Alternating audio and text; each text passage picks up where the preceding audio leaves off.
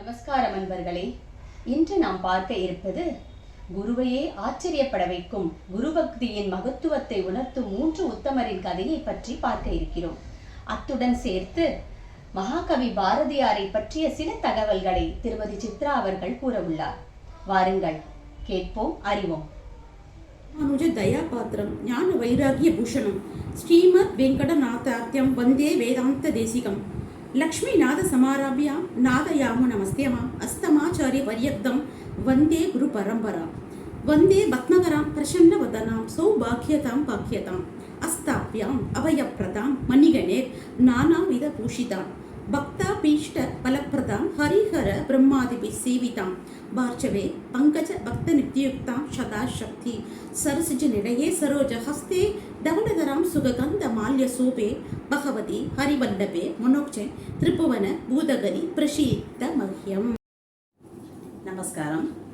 இன்னைக்கு நம்ம பார்க்க போகிறது குரு கடாட்சத்தில். இது குரு கடாட்சம்னா குரு பதவத்தச்சு போயிடுவார். அப்படி ஒரு குரு பக்தியான ஒரு 3 சீடர்களை பற்றி பார்க்குறோம். அது மட்டும் இல்லை, 5 மகாபாரதத்தில் ஆதி பர்வாவில் வர கதை. அது அந்த காலம் நினச்சிக்க வேண்டாம். இந்த காலத்துலேயும் நமக்கெல்லாம் ரொம்ப பிரசித்தமாக உலக புகழ்பெற்ற ஒரு மகா கவி கூட குரு கடாட்சம் அடைஞ்சு தான் இப்படி ஒரு கவி பண்ணியிருக்காரு. யார் அவர்? நாங்கள் தெரிஞ்சுக்கலாம். ஃபஸ்ட்டு நம்ம மகாபாரதம் ஆதி பர்வால இருந்து பார்க்கலாம். ஆதி பர்வால ஒரு ரிஷி. அந்த ரிஷி யாரு அப்படின்னு கேட்டால் அயோதத சௌமியர் அப்படின்னு பேர். அயோதத தௌமியர்னு பேர். அவள் யாருன்னா மகாபாரதத்தில் அந்த 5 பஞ்ச பாண்டவர்களுக்கெல்லாம் குரு அவள் தான். தௌமிய ரிஷின்னு ரொம்ப கூடவே கூட வந்தார் தெரியுமா. ஒருத்தர் அஜ்ஞான வசத்தெல்லாம் வந்தார் அவர். அப்பேற்பட்ட ரிஷி அவர்கிட்ட ஒரு 3 சிஷ்யர்கள் இருந்திருக்கா. அவள் யாருன்னா ஆருணி, உபமன்யு, வேதன் அப்படின்ட்டு ஒரு 3 பேர் இருந்திருக்கா. என்னவோ தரல, இவன் 3 பேரையும் குரு எப்பயுமே சோதனை பண்ணுவார் இல்லையா, வேலை செய்ய சொல்வார். குருக்கு நம்ம நல்லா வேலையெல்லாம் செய்யணும். ஸோ முதல்ல இருக்கிறவர் ஆருணின்னு பேர். அவர் சொல்லிட்டாரு, அப்பா இந்த பேர் அந்த அந்த காலத்தில் ஆசிரமத்தில் நிலையெல்லாம் வச்சுருப்பா இல்லையா, காய்கறி பயிருக்கு. திடீர்னு அந்த மடை உடஞ்சி போச்சு. அந்த மண்ணு போய் நீ போய் அதை போய் அடைச்சிட்டு வந்தார். ஏன்னா அது ஒரே மட்டும் அந்த தண்ணி அதை பாய்ச்சி அணை இல்லைன்னா ஃபுல்லாக அழுகிடும்ல செடி. அதனால நீ போய் அதை மண்ணை வெட்டி அடைச்சிட்டு வா அப்படின்னு சொன்னார். இவர் போனவர் எதையாவது பார்த்தாரு, எதுவுமே இல்லை அவருக்கு. டபக்குன்னு குரு சொல்லிட்டாரேன்னு போயிட்டார். ஒன்றுமே இல்லை அடைக்கிறதுக்கு வைக்கிறதுக்கெல்லாம். தண்ணி பாட்டில் புதுசுன்னு வருது. கொஞ்சம் நேரத்தில் பயிரெலாம் முழுகிட போல இருக்கு. ராத்திரி ஆச்சு. குருவுக்கு அந்த பையனை காணும். ஆருணின்னு கூட்டின்னு வராரு. குருவே நான் இங்கே தான் இருக்கேன்னு கேட்டால், நான் படுத்துட்டு இருக்கேன் குருவே, ஏன்னா தண்ணி நிற்கலை, எனக்கு என்ன பண்ணுறதுன்னு தெரியல, அதனால் வர வழியில் நானே படுத்துட்டேன். நினச்சி பாருங்களேன், இவரோட சின்ன குழந்தை, அவரும் அப்படியே படுத்துட்டு வரோம் அப்படியே தண்ணி வராத அளவுக்கு. குருவுக்கு பரம சந்தோஷம் ஆகிடுது. அப்பா நான் ரொம்ப சந்தோஷப்பட்டேன், இனிலேருந்து ஒரு உத்தாலகர்னு பேருன்னு சொன்னார். உத்தாலகர்னா என்னது? அணை மாதிரி படுத்துட்டவர் அப்படின்னு அர்த்தமா. அதனால் அவருக்கு உத்தாலகர்னு பேர் வந்துடுது. அந்த குப்புன்னு தண்ணி வரது நிறுத்தினார்ல, ரொம்ப மனம் குளிர்ந்து போய் சொல்லிட்டாரு, உனக்கு சாஸ்திரம் அர்த்தம் எல்லாம் உனக்கு தானே வந்துடும் சொல்லிட்டாரு. ஏன்னா ஒரு சில விஷயங்கள் சொல்லி கொடுத்து எதுவுமே கற்றுக்க முடியாது இல்லையா. குரு கடாட்சம்னு தான். எவ்வளோதான் நமக்கு யார் என்ன சொல்லித்தர முடியும் இல்லையா. நமக்குன்னு ஒரு அறிவு வேணும் இல்லை, அப்போ தானே எல்லாத்துலேயும் போக முடியும்.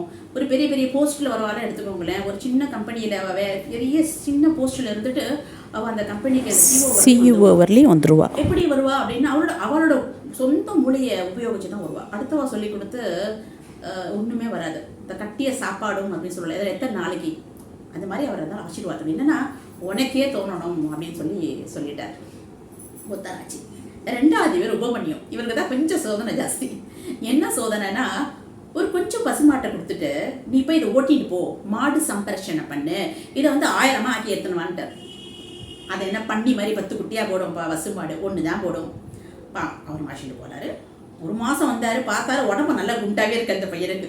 குரு கேட்குறாரு, நல்லா இருக்கே, என்ன சாப்பிட்றன்னு கேட்குறாரு. பிக்ஷை எடுத்து சாப்பிட்றான் சுவாமின்னு உடனே சொன்னார். பிக்ஷையா? பிக்ஷை எடுத்தால் குருக்கு தானே கொடுக்கணும். குரு சரின்னு சொன்னால் தானே பிக்ஷை எடுத்து நீ சாப்பிடணும். ஐயோ மன்னிச்சிடுங்க சுவாமி. அடுத்த வாட்டி போனார். வரும்போது குருவுக்கு பிக்ஷை கொடுத்துட்டு அவர் போயிடுவார். அடுத்த மாதம் பார்க்குறாரு, குருவை அப்பயும் நல்லா தான் இருக்கிறேன், நல்லா தானே இருக்கே, எப்படி சாப்பிட்றேன்னு கேட்குறாரு. உங்களுக்கு பிக்ஷை எடுத்து கொடுத்துட்டு நான் திருப்பி பிக்ஷை எடுத்து சாப்பிடுவேன். ஆசிரமம் வரைப்படி ஒரே ஒரு தடவை தான் பிக்ஷை எடுக்கணும், நீனா இஷ்டத்துக்கு எடுக்கிறோமோ இஷ்டத்துக்கு. சரி அடுத்த வாட்டி பாவம் ஒரு தடவை விஷயம் எடுத்துட்டு கொடுத்துட்டு அப்பயும் 3வது வராரு 3வது மாதம் நல்லா குண்டா தான் இருக்காரு. என்ன சாப்பிட்றேன்னா மாடுலாம் கறக்கனோட இருக்கு, பாலை குடிச்சிக்கிறேன். பால் எது? கண்டுக்குட்டிக்கு தானே பால், உன்னை யார் சாப்பிட சொல்கிறேன்? நான் சொன்னேன் நான் சரி அப்படின்னு சொல்லிட்டு அடுத்த வாட்டி 4வது மாதம் சொல்கிறார். அப்பயும் குண்டா தான் இருக்கிறேன். என்ன சாப்பிட்றேன்? நான் பாலும் சாப்பிட்றதில்ல சுவாமி, விஷயம் எடுக்கிறது கிடையாது. அந்த கண்ணுக்குட்டிக்கெல்லாம் சாப்பிட்டு அதுக்கு ஒரே ஓவர் ஃப்ளோ ஆகிடுதுன்னா அப்படியே இங்கே வழியும் தெரியுமா சுவாமி, அதை தான் எடுத்து குடிக்கிறேன். கண்ணுக்குட்டிக்கு வழிஞ்சதுன்னா அது கீழே போகணும். கீழே போய் சின்ன சின்ன ஜீவராசிகள்லாம் இருக்குல்ல மண்ணில், அதுங்களுக்கு தான் போகணும். நீ எப்படி சாப்பிடலாம் அப்படின்ட்டார். பக்கம் நான் எடுத்து என்னடா இது அப்படின்னு சொல்லிட்டு சரின்னு சொல்லிட்டு போகிறாரு. பாவம் குரு வந்து பிக்ஷையும் எடுக்கக்கூடாதுன்ட்டாரு. 2வது பிக்ஷை எடுத்து விட்ட கொடுத்துடணுன்ட்டாரு. 2வது விஷயம் எடுக்கக்கூடாதுன்னு சொல்லிட்டாரு. பாலையும் சாப்பிடக்கூடாதுன்னு சொல்லிட்டாரு. கண்ணுக்குட்டி கிட்டே இருக்கிற சாப்பிடும் என்னதான் பண்ணுவார் பாவம். 5வது மாதம் ஆச்சு. இது எருக்கம் இலையில நம்ம எருக்கம் பூ பிள்ளையா இருக்குல்ல போடுவோமே, அந்த இலை எருக்கம் பூவாது கொள்ளாம தான் அதில் பால் வந்து ரொம்ப விஷம், அது நல்லது கிடையாது. அவன் என்ன பண்ணிட்டான், அந்த குழந்தை பசித்தால அந்த பால் எல்லாம் அந்த எருக்கம் மாலையெல்லாம் கிள்ளி கிள்ளி அதில் பிடிச்சி அது சாப்பிட்டான். நாளடைவில் என்ன ஆச்சுன்னா கண்ணு தெரியாத போய் தட்டு மாதிரி ஒரு பாழு நடந்துக்குள்ள விழுந்துட்டான். என்னைக்கு ஒரு மாதம் வந்து அட்டெண்டன்ஸ் கொடுக்குற அந்த பையனை காணும். குரு இல்லையா, குரு என்னவே சோதனை தான். அவருக்கு உள்ளுக்குள்ளே தெரியும் என்ன அருள் பண்ணணும், இவனுக்கு எவ்வளோ சத்து இருக்குன்றத ஆராயிடுறது தான் இந்த மாதிரி சோதனை. அவளெல்லாம் ஒரு கஷ்டமான அந்த குழந்தைங்க பசங்க மாதிரி தானே அவள்லாம். இந்த கூட ஒரு சோதனை. பையனை தேடிட்டு ஓடி வராரு. அந்த குழந்தை என்ன பண்ணுறதுன்னு சொன்னால் ஒரு கத்துறது. குரு அபிமன்யுட்டு சுப்பிரமணியம் ஊமணியும் குத்துறாரு. அங்கேயே குருவே நான் இங்கே இருக்கேன், எனக்கு கண்ணு தரல விழுந்துட்டேன். ஏன் எனக்கு பசி தாழ முடியல, அந்த எருக்கம் இலையில அதில் பிடிச்சி நான் குடிச்சிட்டேன் சுவாமி, கொஞ்சம் நாள் எனக்கு கண்டுபிடித்து தெரியல. அந்த குழந்தை சொல்றதுக்கு ஒரு மனசே கஷ்டமாயிடுறது. சரி நீ என்ன பண்ற, அஸ்வினி தேவர்களை வேண்டு, அவர் தேவர்களோட வைத்தியர் இல்லையா, அவர் வேண்டு அப்படின்னு சொல்லி ஸ்லோகம் சொல்றாரு இந்த பையனுக்காக. உலகத்தையே காப்பவரே, குதிரை முகம் கொண்டவரே, சூரியகுமாரரே, வைத்தியரே, உன்னை நான் வணங்குகிறேன் அப்படின்ற மாதிரி ஒரு சமஸ்கிருதத்தில் ஒரு ஸ்லோகம் சொல்லி கொடுக்குறாரு. அந்த குழந்தை சொல்றது. அதே மாதிரி அவர் வந்தார், அது அஸ்வினி தேவர்கள் வந்து ஒரு அப்பு அப்படின்னு சொல்லி ஒரு பிரசாதம், அப்ப பிரசாதம் மாதிரி ஒன்று கொடுக்குறாரு. அந்த குழந்தை சொல்றது குரு கிட்ட காமிச்சிட்டு தான் நான் சாப்பிடுவேன்றது. நான் அந்த மாதிரி ஒப்பந்தம் இல்லையா 2 பேருக்கும். ஸோ அஸ்வினி தேவர்கள் மறைஞ்சு போயிட்டா. இந்த குழந்தை திருப்பி இருக்கு. அவர் கேட்குறாரு, ஏன் கண்ணு தெரியலையா, வந்தா சுவாமி ஆனால் நான் உங்களுக்கு பிரசாதம் கொடுத்துட்டு தான் சாப்பிடுவேன்னு சொன்னால் மறைஞ்சிட்டான். மறுபடியும் அந்த ஸ்லோகம் சொல்றோம், மறுபடியும் மறுபடியும் குரு போயிடுறாரு. குரு அவங்க அம்சம் பண்ணும்போது இல்லை, அந்த குழந்தை கிட்ட கொடுக்கும்போது குரு கிட்ட காமிச்சிட்டு தான் நான் சாப்பிடுவேன்றது. குரு மறுபடியும் இல்லை. அந்த மாதிரி 5 தடவை ஸ்லோகம் சொல்லி 5வது தடவை குரு கிட்ட காமிச்சிட்டு அந்த குழந்தை சாப்பிட்டது.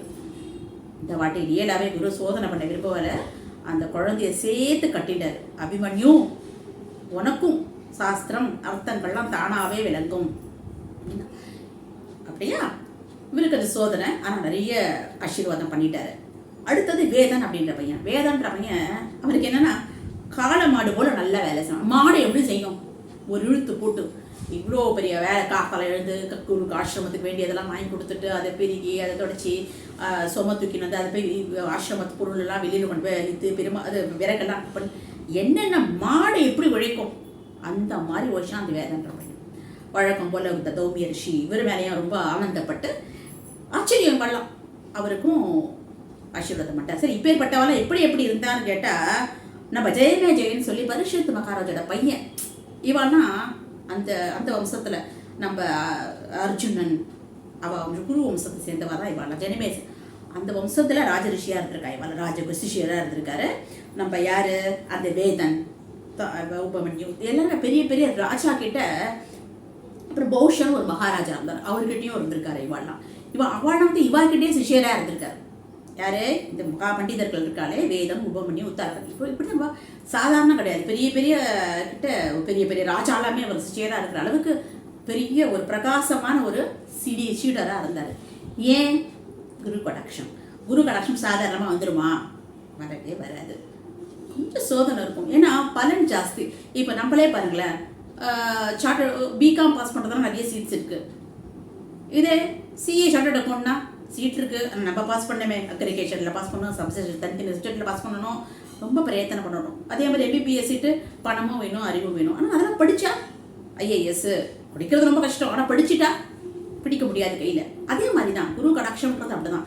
இதனால் லௌகிகமான ஒரு விஷயம் தான். இந்த டாக்டராக இருந்தோ, ஐசிஎஸ் ஐபிஎஸ்ஆர் எல்லாமே ஒரு லௌகிகமான ஒரு விஷயம் தான். அடுத்த ஜென்மம் நீ உனக்கு கிடைச்சா இதே ஜென்மம் தெரியாது, திருப்பி அப்படி ஐபிஎஸ் தேவை வரப்ப ஆனால் இந்த குரு கடாட்சம் மாதிரி ஒரு ஆன்மீகம் மட்டும் நம்ம போனால் கூட அடுத்த ஜென்மத்தில் இதே ஒரு வைப்ரேஷனோடையும் இதே ஒரு சத்தோட நல்ல சத்தான குடும்பத்தில் தான் பிறப்போன்றது பயங்கர கேரண்டின்னு பகவத்கீதையிலே சொல்லியிருக்கு. அதுக்கு தான் லௌகீக படைக்கும் ஆன்மீக படைப்புக்கும் ஒரு வித்தியாசம். இப்போ இவாளாம் இப்படி குருக்கு இப்படி இருந்து இவாளாம் பெரிய பிரசித்தி பெற்றாளா. அடுத்தது நம்ம காலத்திலே இருக்கிற ஒரு பாரதிதாசன் நம்ம என்ன சொல்கிறோம், புரட்சி கவிஞர் சொல்கிறோம். புரட்சி கவிஞரே கிடையாது, இவர் புரட்சி பண்ணார். அவரை பொறுத்தவரை என்ன தெரியுமா, ஆத்மா எப்படி சுதந்திரமாக இருக்கும் அப்படின்னு சொன்னால் நம்மளோட சூழலும் சுதந்திரமாக இருந்தால் தான் நம்ம ஆத்மா சுதந்திரமாக இருக்க முடியும். ஏன்னா நான் எல்லாத்துக்குமே எனக்கு கட்டுப்பாடு இருக்குது, என்னால் எதுவுமே பண்ண முடியல சுதந்திரமாக. என்னால் ஒரு கோவிலுக்கு போக முடியல, என்னால் ஸ்லோகம் சொல்ல முடியல, என்னால் பெருமாளை பக்தி பண்ண முடியல, எனக்கு டைம் இல்லை, என்னை யாரோ கட்டுப்படுத்திட்டே இருக்கா, நான் ஒருத்தருக்கு கீழே இருக்கேன் அப்படின்னா இந்த ஆத்மா எப்படி சுதந்திரமாக இருக்க முடியும்? அதனால தான் அவர் என்ன பண்ணுறாரு, சுதந்திரத்துக்காக போராடினார். ஃபஸ்ட்டு நாடு சுதந்திரமானாதான் ஆத்மா சுதந்திரமாக இருக்க முடியும். எங்கே வேணா போகலாம், எங்கே வேணா வரலாம். இதனால் என்ன ஆச்சுன்னு சொன்னால் ஆங்கிலேயர்கள் அவரை ஒரு கைது பண்ணுற நிலைமையில வரவே அவர் தான் பாண்டிச்சேரிக்கு வந்துட்டார். பாண்டிச்சேரியில் ஏற்பட ஒரு தங்கின வீடு இருக்குன்னு சொல்கிறான். அவரோட ஃப்ரெண்டு வீட்டுக்கு வந்துட்டாரு. அவர் பிராமண ஃப்ரெண்டு. ஆனால் அவர் வீட்டில் விரும்ப சாப்பிட முடியல. பாவம் ஒரு எப்பேற்பட்ட புரட்சி கவிஞர் சொல்கிறோம் இல்லையா, புரட்சி கவிஞர் கிடையாது, அவர் ஆன்மீகம் ரொம்ப ஆன்மீகம் நிறைஞ்சவர். அவரை பாரதியாரை ஒரு புரட்சியாகவே ஃபோக்கஸ் பண்ணிட்டார் அப்படின்னு சொல்லிட்டு நமக்கு தெரிகிறது. ஆனால் அவர் ஆன்மீக தாகமும் உடையவர் அப்படிங்கிறத நம்ம கண்டிப்பாக தெரிஞ்சுக்கணும். அப்போது ஒரு ஃப்ரெண்டு வீட்டில் இருக்கும்போது ஒழுங்காக சும்மா உட்காந்து சாப்பிட முடியல. அவர்கிட்ட எனக்கு ஏதாவது வேலை இருந்தால் கொடு அப்படின்னு சொல்லி அவர் சொன்னார். என்னுடைய தாத்தாலாம் அந்த ஏதோ கிரந்தங்கள்லாம் உபநிஷத்துக்கெல்லாம் எழுதி வச்சுருக்கா, அதெல்லாம் எனக்கு மொழி பெயர்க்க முடியுமா தமிழில், ஏன்னா சமஸ்கிருதத்தில் இருக்குது. இவர் தான் தமிழ் தாக முடியவராச்சே, சரின்னு சொல்லி இவர் அந்த வீட்டு திண்ணையில் எப்பயுமே எழுதுவார். அப்போ ஒரு குண்ட சாமியார், அந்த சாமியார் என்னன்னா ரொம்ப அசிங்கமாக இருப்பார் பார்க்குறதுக்கு. குண்ணும் வேற அசிங்கமாக இருப்பாராம். நாய் போட்டால் கொஞ்சது, குழந்தைய கொஞ்சது, நாயை தூக்கி விட்டு முத்தம் கொடுக்குறது. ஆனால் எல்லாரும் பைத்தியம்னு சொல்லுவார். ஆனால் நம்ம பாரதியார் மட்டும் அதை ஒத்துக்கலை. என்னவோ அவர்கிட்ட இருக்கிற ஒரு ஆன்மீக தாக்கத்தில் இவர்கிட்ட ஏதோ இருக்குது அப்படின்னு நினச்சிட்டாரு. அப்போ ஒரு நாள் யாருமே இல்லாத நேரத்தில் அவரவே கையை பிடிச்சிட்டாரு. அவர் விடுன்னு சொல்லிட்டாரு. விட்டுட்டு, இல்லை சுவாமி நீ யாருன்னு சொல்லுங்க, யாவன் நீ, அவர் தான் நம்ம தமிழ் புலவராச்சே, யாவன் நீ, உனக்குள்ள திறமை என்ன, அவருடன் இருப்பது என்ன, ஆரியனோ எனக்கு உரைப்பாய் அப்படின்னா சொல்லி, நம்ம அடுக்கு தமிழ் தானே பாரதியார், அவர் நம்மளால பேச முடியுமா என்ன கேட்கவே அவர் என்ன பண்ணாரு, பிடிக்க முடியும் அப்படி பிடிச்சிட்டாரு, கொட்டுக்கு பிடி போட்டுட்டாரு. நீங்கள் நினச்சி பாருங்க, யாராவது பிச்சைக்காரனை போய் யாராவது இப்படி பிடிப்பாளா? ஆனால் பாரதியார் பிடிச்சாரு. இப்படி பிடிச்சதுக்கப்புறம் அவர் விட்டுட்டு லைட்டாக சிரித்த உடனே பாரதியார் என்ன பண்ணிட்டார், கையை விட்டுட்டு காலை போய் சேவிக்க ஆரம்பிச்சிட்டார். காலில் விழ ஆரம்பிச்சிட்டார். காலில் விழ ஆரம்பிச்சதுக்கப்புறம் ஒன்றும் பண்ண முடியல. இருந்தாலும் ஓடி போயிட்டார். அடுத்த வீட்டில் யாருமே அந்த சிமெண்ட்டு இந்த மாதிரி வீட்டில் இருக்கு இல்லையா, அங்கே போய் இல்லாத கொடுத்தனமே இல்லாத இடத்துக்கு போயிட்டார், ஓடி போயிட்டார். ஒரே தாவா அந்த குள்ளாச்சாமி. பாரதியார் விடுவாரா? உடனே அவரை பிடிச்சி, சுவாமி எனக்கு ஏதாவது நீங்கள் அனுகிரகம் பண்ணணும்னு. பசி தாகம் ஆன்ம தாகம் பாரதியார் முடிச்சுன்னா நன்னா தெரியாது அந்த அவருக்கு குருவுங்கள்லாம் அப்படிதான் இருப்பாள். குரு அப்படின்னு பார்த்தா பட்டாடபமாக இருப்பான்னு நினைக்கவே வேண்டாம். குரு ஆத்ம ஞானம் பெற்றவர்கள் என்ன சரீரத்தை ரொம்ப போஷணை பண்ண மாட்டான், பயத்துக்கும் ரொம்ப ஆகாரத்துக்கும் ரொம்ப முக்கியத்துவம் கொடுக்க மாட்டான். அவள் பார்க்கறதுக்கு ஒரு பித்தன் மாதிரி தான் இருப்பாள். உண்மையான ஒரு குருக்கள். பாவம் அவரும் அப்படிதான் இருந்தார். ஓடி போய் பிடிச்சதுக்கப்புறம் என்ன ஒரே நிமிஷம் தான் பாரதியாரை பார்த்தார். பிரவச்சனம் பண்ணலை, 1 மணி நேரம்னா பண்ணலையாம் பிரவச்சனம். ஓஹோ குருவா வா ஏற்றுக்கிறதா, 1 மணி நேரம் உனக்கு போதனை பண்ணுறவா, அந்த மாதிரி சொல்லவே இல்லை. ஒரே நிமிஷம் ஐ டு ஐ கான்டாக்ட் பட்டுன்னு முடிஞ்சு போச்சு. அவரோட ஆத்ம ஞாபகத்தை நமக்கெல்லாம் தெரிஞ்சுக்கணும் அப்படிங்கிறதுனால அவரோட கவிதை தமிழில் எழுதியிருக்காரு. என்ன எழுதியிருக்காருன்னு பாருங்க. வாசியை நீ கும்பகத்தால் வலிந்து கட்டி மண் போல் சுவர் போல் வாழ வேண்டும், தேசியுடைய பரிதி உள்ள ஒளி தெரிவது போல் உனக்குள்ளே சிவத்தை காண்பாய், பேசுவதால் பயனில்லை அனுபவத்தால் பேரின்பம் காண்பதே இன்பம். எவ்வளோ அழகா இருக்கு பார்த்தீங்களா? இதுக்கு என்ன மீனிங்னா, வாசியை நீ கும்பகத்தால் வலிந்து கட்டி மண் போல் சுவர் போல். அதாவது மண்ணுக்கு என்ன ஒரு தன்மை, மண்ணு தன்மை நமக்கு தெரியும். மண் எப்பவுமே இப்போ ஒரு மண்ணை எங்கேன்னு குவிச்சு வச்சிங்கன்னா அது காற்றுப்பட்டு அப்படியே பறந்து இப்படி தான் இருக்கும். என்றைக்குமே மண்ணை இப்படி நிற்க வைக்க முடியாது. இப்போ வீடெல்லாம் கூட இப்படி கட்டுறோமே நிலையா, நீங்கள் 2 கோடி வீடு கட்டுங்களேன், என்ன ஆகும்? இன்னைக்கு உடையாது, நாளைக்கு உடையாது, கொஞ்சம் வருஷம் கழிச்சு உடையும்ல. தரமட்டமாக ஆகிடும்ல. என்னைக்கு இருந்தாலும் அது ஆடும். மண்ணோட தன்மை பறந்து விரியறது தான், அதை உங்களால் மாற்ற முடியாது. அந்த மாதிரி அந்த வீடு நம்ம நீங்கள் கட்டி அதை தரமட்டமாக ஆகிறதுக்குள்ளேயும் நீங்கள் அந்த வீட்டில் வாழ்ந்து நல்ல ஒரு புதல்வர்களை உலகத்தில் கொடுத்துருப்போம். அவ்வளோதான், அதுதான் மெயின். உலகத்தில் பிறந்தோம் போனேன். நம்மள மாதிரி சம்சாரியாக இருக்கிறவங்களுக்கு வேற என்ன, எல்லாருமே சன்னியாசியாக இருக்க முடியாது. நம்மள மாதிரி சம்சாரியாக இருக்க நல்ல குழந்தை சமூகத்துக்கு நல்லா கொடுக்கணும், நல்ல சேவை பண்ணுற மாதிரியும், குறைஞ்சபட்சம் திருடனாகவும் ஒரு என்ன பண்ணுறது, தேசத்துக்கு துரோகம் பண்ணாத மாதிரியாவது வளர்க்கணும். மினிமம் குவாலிஃபிகேஷன், மேக்சிமம் நல்லதே பண்ணுற மாதிரி தான் வளர்க்கணும். வளர்த்துட்டு இந்த மண்ணை அப்படி சரி தரமட்டமாக சொல்லி நம்ம வேலையை முடிச்சுட்டு நம்ம போனோம். ரெண்டாவது என்னதுன்னா, தேசிய உடை பருதி உள்ளே ஒளி தருவது போல் உனக்குள்ளே சிவத்தை காண்பார். அப்போ அந்த குரு கையை பிடிச்சாருன்னு சொன்னோம் தெரியுமா. அப்போ அவர் என்ன பண்ணாருன்னா, மண்ணை பார்த்தாராம். பாரதியாரெல்லாம் தெரிஞ்சது, எப்பவுமே தெரிஞ்சு எப்படி எழுத முடியும், மண்ணை பார்த்தாராம். அதுக்கப்புறம் கிணத்தை பார்த்தாராம், கிணத்துக்குள்ள சூரியனை பார்த்தாராம், கிணத்துக்குள்ள சூரியனை பார்த்தாராம். இவரை தான் அவர் பார்த்துருக்காரு. அதாவது மண்ணை பார்த்துட்டு பாரதியாரை ஒரு பார்வை, சூரியனை பார்த்துட்டு பாரதியாரை பார்த்து ஒரு பார்வை, கிணத்துக்குள்ள சூரியனை பார்த்துட்டு பாரதியாரை பார்த்து ஒரு பார்வை. அவ்வளோதான், பார்வை தான். பெரிய வியாக்கியானம்னா அவர் சொல்லவே இல்லை, உடனே அவர் போயிட்டாரு. ஆனால் அதுதான் ஞானம், குரு கடாட்சம். சொல்லவே வேண்டாம், அந்த ஒரு பார்வையிலே நமக்கு எல்லாமே புரிஞ்சிடும். அவரே அந்த பார்வை வச்சு இவர் எழுதியிருக்காரு. தேசியுடைய பருதி உள்ளே ஒளி தெரிவது போல் உனக்குள்ளே சிவத்தை காண்பாய். பேசுவதால் பயனில்லை, அனுபவத்தால் பேரின்பம், அனுபவத்தால் காண்பதே இன்பம் அப்படின்னு சொல்லிட்டாரு. இப்போ கிணத்துக்குள்ள சூரியன் இருக்கு. இப்போ நம்ம எல்லாம் கடவுள் எட்டவே எட்டாதுன்னு சொல்றோம். எப்படி எட்டாது எப்படி இருக்க முடியும்? சரி, கடவுளை பார்க்கவே முடியாது, கரெக்டு தானே. நம்ம எல்லாம் வைகுண்டத்துக்கு போய் பார்க்க முடியுமா? பூஜை பண்ணுறோம், புரஸ்காரம் பண்ணுறோம், கோவிலுக்கு போனோம், நாராயணம் படிக்கிறோம், பாகவதம் படிக்கிறோம், நல்லதே நினைக்கிறோம், நல்லதே சொல்லணும்னு நினைக்கிறோம், நல்லவளாகவே இருக்கணும்னு ஆசைப்படுறோம். ஆனால் பகவானை பார்க்க முடியுமா அப்படின்னா உணர முடியும். ஆனால் அதை அவர் என்ன சொல்லியிருக்காருன்னா, கிணத்துக்குள்ள எப்படி சூரியன் ரவுண்டா தெரியுற மாதிரி அந்த பகவானையும் நம்ம மனசுக்குள்ள கட்டி பிடிச்சி வச்சுக்கலாமா? அதான் கிணத்துக்குள்ள எப்படி தெரியுது. ஆனால் கிணத்துக்குள்ள தண்ணியில் என்னன்னா கலங்கம் இல்லாத இருக்கும், சுத்தமாக இருந்தால் அந்த சூரியன் பளிச்சுன்னு தெரியும். கலங்கி போச்சுன்னா ஆடும், உங்கள் உருவம் தெரியாது, பிம்பம் தெரியாது. நம்ம மனசை அந்த மாதிரி நிஷ்கலங்கமாக வச்சுட்டா கண்டிப்பாக சூரியன் மாதிரி பகவானோட அனுகிரகம் நம்ம மனசில் நமக்கு தெரிய ஆரம்பிக்கும். அப்படிங்கிறத பாரதியாருக்கு அந்த குரு உணர்த்தினாரு.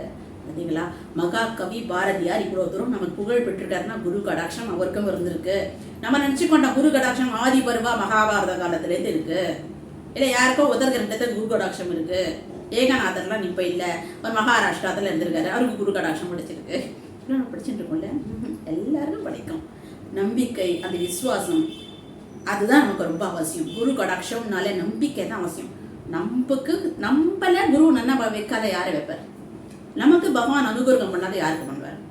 அப்படின்ற ஒரு நம்பிக்கை இருக்கணும். நம்ம என்ன பகவானுக்கு என்ன வேண்டாதவளா? நம்மளும் பகவானோட குழந்தைங்க தானே, கண்டிப்பாக பண்ணுவார். உடனே பண்ணிட்டாலும் கொஞ்சம் கொஞ்சம் கழிச்சு பண்ணுவார்.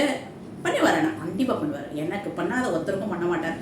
எனக்கு குரு கடாட்சமும் கிடைக்கும், பகவான் அனுகிரகம் கிடைக்கும்ன்றத திடமாக நம்பி சந்தோஷமாக வாழணும் அப்படிங்கிறது தான் இந்த கதைகளே நம்ம சொல்கிறது. பிடிச்சிதா? நம்மளும் குரு கடாட்சத்தை நிறைய முயற்சி பண்ணுவோம். முயற்சினா என்ன பண்ண முடியும்? பகவானை வேண்டதான் முடியும், நல்ல பியூர் ஒரு ஆத்மாவோட. சரியா? அடுத்த வாரம் இன்னும் நல்ல ஒரு குரு கடாட்சத்தை நம்ம சந்திப்போம். ஜெய் ஸ்ரீமன் நாராயணா.